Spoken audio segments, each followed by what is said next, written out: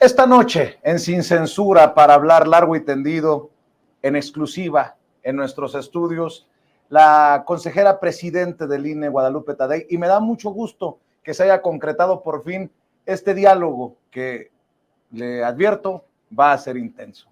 Guadalupe Tadei, gracias por acompañarnos. Muchísimas gracias, Vicente, gracias por la invitación. Va a ser una conversación de paisano a paisano. De sonorense a sonorense. O sea, duro. Duro. Al estilo de Vicente. Ah, bueno. ¿Cómo le va? Muy bien, afortunadamente, con mucho trabajo, con mucho que hacer, con muchos proyectos y programas que están caminando dentro del instituto, que no se ven, pero que todos los días avanzan. Le pregunto que cómo le va porque advierto que la guerra sucia anda con todo contra Guadalupe Tadei después de la partida de personajes que tienen nombre y apellido y que hemos sido aquí muy críticos de ellos, Lorenzo Córdoba y Ciro Murayama. Hay una guerra sucia contra el INE que encabeza Guadalupe Tadei. Pues seguramente habrá quien no esté de acuerdo con el cambio, pero el cambio era constitucional, se tenía que dar.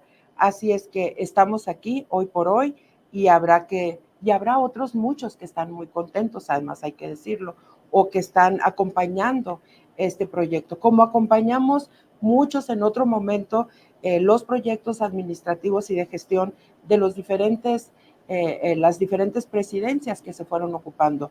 Hoy es otra situación similar. Pero estoy seguro que le cuentan sus asesores, su círculo cercano, que hay analistas, periodistas que hablan de un sometimiento del INE ante este, y con todo el sarcasmo del mundo lo digo, cuasi dictador López Obrador, que se le fueron, dicen algunos medios de comunicación y algunos periodistas que ya conocemos, que se fueron a tirar de tapete a Palacio Nacional. Seguramente no se dan cuenta de lo que está pasando, el jaloneo intenso en el INE. ¿Cómo digiere Guadalupe Tadei todos estos dichos y voladas en ocasiones? Sí, yo creo que hay que estar muy atento a la opinión que está en los medios impresos, en los medios digitales, en la radio, en la televisión, porque hay que ser sensibles a lo que se comenta. Sin embargo, entender que esto que se está planteando por algunos columnistas o editorialistas o opinólogos en esta materia es verdad, pues sería como darle la razón a quienes atrás decían que el instituto estaba volcado hacia un lado. Yo creo que no tienen la razón y no tiene sentido colocar al instituto en esta postura. El instituto tiene 33 años más allá de quienes estemos integrando en este momento. Estoy en el instituto desde el 91. Antes de esto, de que ocupara esta posición, no había habido ningún señalamiento de imparcialidad. No tendría por qué existirlo hoy, de parcialidad. No tendría por qué existirlo hoy, así que el compromiso profesional es amplio, es reconocido. Hay mucha parte de la estructura del instituto con la cual me ha tocado colaborar durante años. Te quiero decir, delegados, gente de las áreas técnicas, gente de la propia área administrativa, de presidencia, que en otros momentos me tocó colaborar con ellos. Y hoy por hoy, entender que eso sería verdad, para mí sería así como un crimen, declarar la guerra a algo que ha venido existiendo y que ha dado resultados. A veces los resultados no son los que espera una fuerza política, pero ahí están y son auditables en todo momento, ¿no? Yo mencionaba aquí en Sin Censura que era hasta cierto punto peligroso esto que intentaban hacer desde el bloque opositor, un INE ciudadano, decía, un mini INE.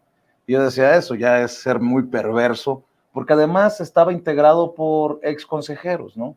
Veo que los exconsejeros están pues muy alebrestados por estos nuevos aires que se perciben en el INE. Uno de los más públicos y de los más aferrados, si me permite la expresión, es Marco Antonio Baños. ¿Qué hay?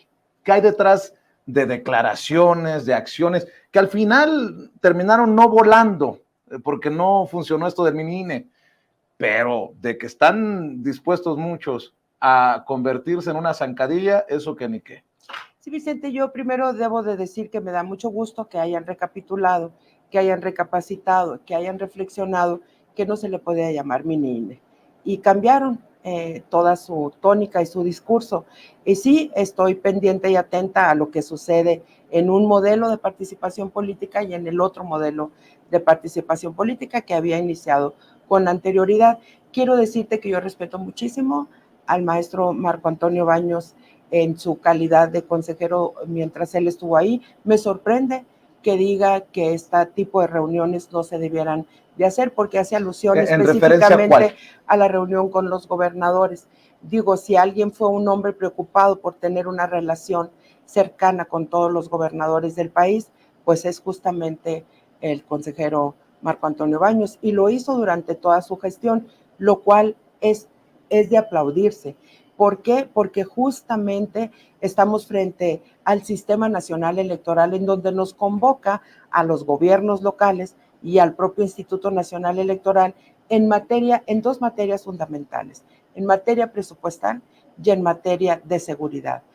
Aquel consejero que no nos ocupemos, que no nos preocupemos por motivar este tipo de relaciones en las entidades de las autoridades electorales con el Ejecutivo estatal, digo, no estaríamos entendiendo lo que es el Sistema Nacional Electoral. Y me preocupa que este tipo de opiniones se den en este momento, porque justo lo que acabamos de lograr en esta reunión es el compromiso de los 32 estados de iniciar el primer contacto con las autoridades electorales locales y el Ejecutivo para esos dos propósitos. Todos sabemos que en los estados, pues cada quien tiene su reglamentación presupuestal y también hay una legislación electoral local. A esa sí atienden los institutos electorales locales, y nuestros delegados del INE tienen que tener una coordinación con las autoridades locales, pues fuertísima, intensa, permanente, entre las que están las medidas de seguridad y los trámites presupuestales que hacen los organismos públicos locales. Es normal que estas reuniones se lleven a cabo. Ahora, el formato que utilizamos recientemente, del cual por supuesto me siento muy complacida de haberlo logrado, es la convocatoria en un solo momento a las 32 entidades, y estuvieron todas representadas, ¿no?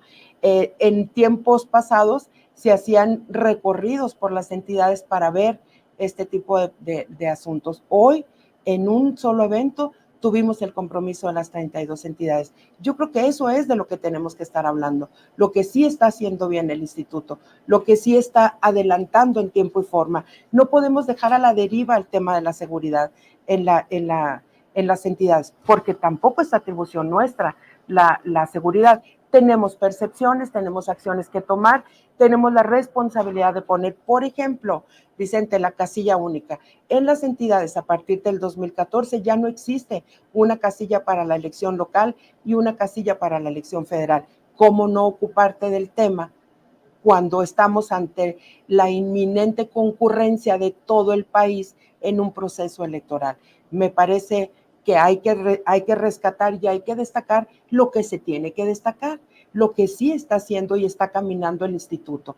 Y en eso ya caminamos, ya avanzamos, ya en próximos días estaremos teniendo las primeras reuniones en las entidades. Hay entidades en donde la situación presupuestal de los institutos electorales no es la más holgada. ¿Qué hablamos con los gobernadores? Hablamos de la corresponsabilidad que tenemos de llevar a buen puerto el proceso electoral que está próximo a ocurrir. No es solamente responsabilidad del instituto, aunque es el rector en materia de sistema electoral en nuestro país.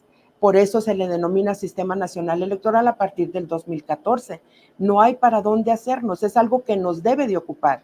Preocupémonos cuando estas acciones no se lleven a cabo y dejemos a la deriva la coordinación entre el Instituto Nacional Electoral y los organismos públicos locales en esas dos materias.